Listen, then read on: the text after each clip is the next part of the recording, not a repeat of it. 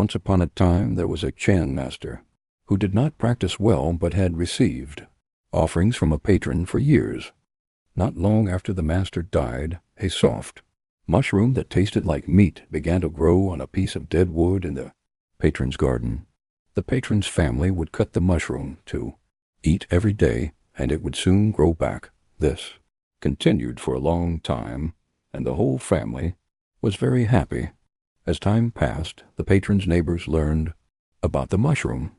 One neighbor wanted to taste it, so one night he climbed over the wall and cut the soft mushroom with a knife. Suddenly a human voice emerged from the dead wood. "Who is cutting my flesh? I don't owe you anything."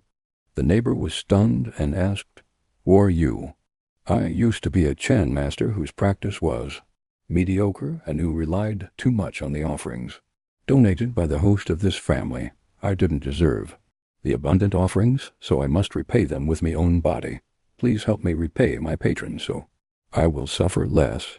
The neighbor was taken aback by what he heard, so he informed the patron and sent them more than 6,000 kilos of rice.